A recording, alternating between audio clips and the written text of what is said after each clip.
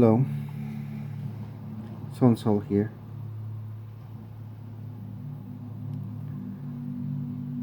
Today's title for this video is Immortality.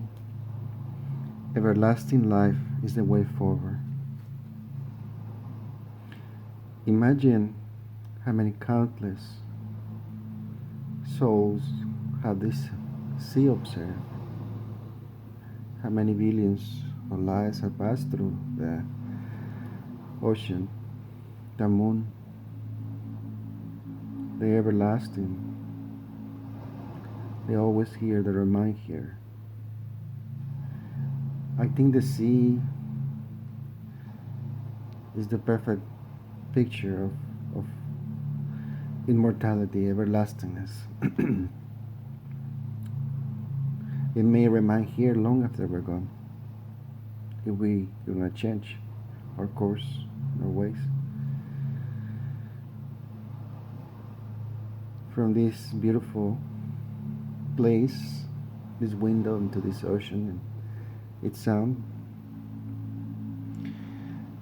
we're going to talk about an interesting subject that has always been in my mind, and is what we as a species should be striving towards, which is eternal life.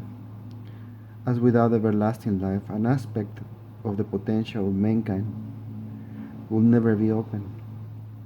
We will commence with an interesting quotes that say like this: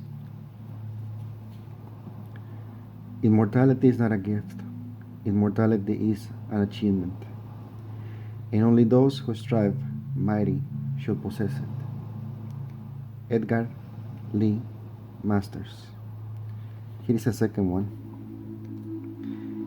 I don't want to achieve immortality through my work. I want to achieve it through not dying. Woody Allen. That's a wonderful aspiration that we all should have. Everlasting life. Why should we die? Why should there be limits?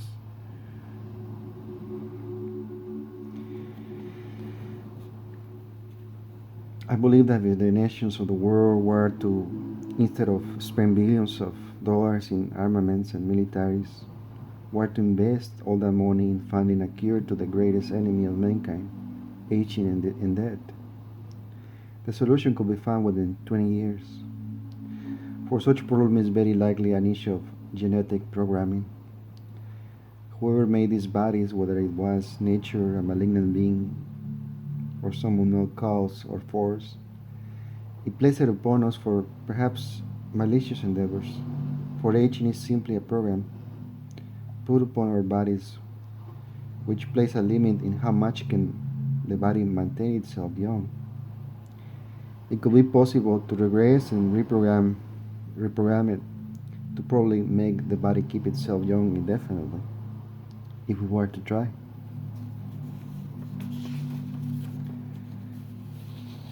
Through new technologies and systems, which we can produce if we aim towards that goal. Today's short lifespans of around 75 years place limits in the potential that a human being could evolve. Perhaps it was done this way to prevent mankind from having the time to actually awake and know the trick of this reality and alter it or escape of it. By keeping it on short lifespans, always in search of surviving, plagued with disease and no intelligence, its entire existence as things stand today is simply enough for procreation purposes, and to work for its survival without truly discovering itself or its divinity. Perhaps that is how this reality keeps its tricks and secrets hidden and the game of life going. Imagine an Einstein or a Da Vinci without the constraints of time of a short human lifespan. What could such human beings achieve on the planet? What realities and technologies could they produce without the limitations of these bodies bounding us to mortality, to death? Now imagine you, a normal human being, how would you live the next 1,000 years? What would you discover? You could travel the world, learn every language, write books, discover highly new knowledge. Now imagine 10,000 years. What could you do? Perhaps colonize the moon, Mars, and the solar system, and prepare for deeper space exploration? Perhaps as the millenniums go by, you will even find a way to open portals to other dimensions and universes. Without limits of time, anything becomes possible. Now imagine a humanity without the perspective of aging and death. What type of civilization we could collectively manifest with our vast continuous experience? Many of our problems in the world are based on the low experience of the individuals. We constantly replenish and they constantly die, and the new ones are born. They have to relearn everything. And so we have a civilization that is too young. If we could extend life, individuals and society will be able to, I believe, act more wisely and apply higher degrees of complexity and knowledge and capacity. If you could ask a gene one wish, what will it be? If you ask for wealth, you may lose it. Perhaps a kingdom? Maybe another one stronger comes and invades you and takes it away from you. I will ask either for immortality or infinite knowledge. For with either one can master the other. With infinite knowledge one could find a way to extend life forever. With immortality one could aspire to one day gain infinite knowledge. To end death, mankind as a whole must believe it can be done. To do so. For this they will have to grow in consciousness, just as 1,000 years ago humanity could not imagine flying as a possibility. They could not invent the machine to fly. It was only until their perspective in this changed that they began moving on such direction, to invent a machine that could fly. We have the capacity more and more of altering our bodies, minds with new technologies and enhance our capacities to what one day one could be like a god. It is said that the current humanity accepts its fate and does not question, nor does it attempt to change the defects of nature, even though each human individual, poor or rich, powerful or not, as things stand today, are walking into their own doom.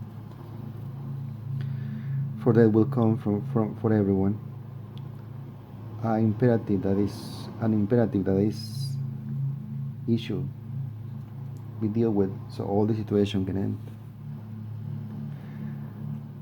I believe that when men can evolve sufficiently, that they will begin to see the process of aging as a defect and a disease that must be cured, and in time they will succeed.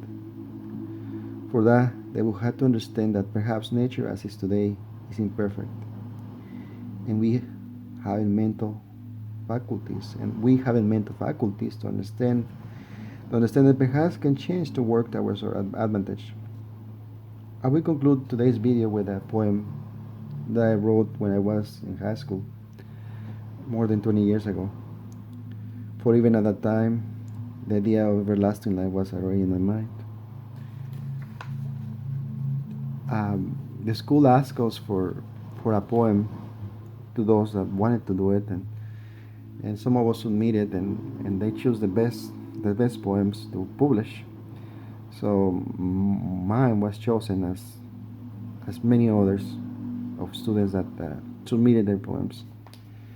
And it's actually about this subject, and it was placed at the last page of the book that was published.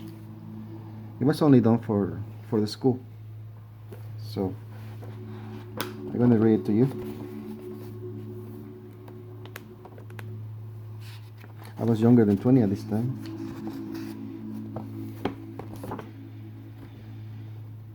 It's called Eternal Life. Tell me about you, beautiful eternal life. Where did you hide? Tell me where you put your secrets.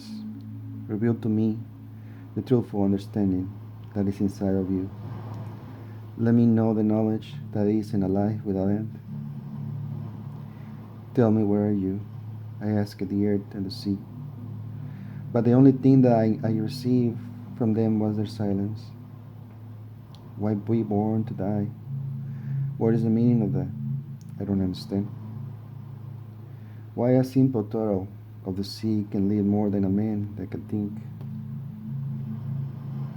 Why does a group of persons have excess of food when another group is starving? What made justice become an injustice? I want to know. Where are you hiding, eternity? Let me find you, and let me make you mine. To be able to laugh at time, and humiliate death. Who can say for sure that owns his own life? Who can make their life at least 1 minute longer? Who can say to the world, where are you going? Why do I have you inside my heart? And I wish you almost involuntarily, if I know that I will never get you. Oh, beautiful eternal life, teach me to go in liberty to eternity.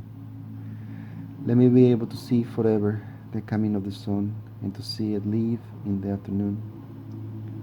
Let me find you and teach me to live the life that really is a life without an end. With this concludes the poem.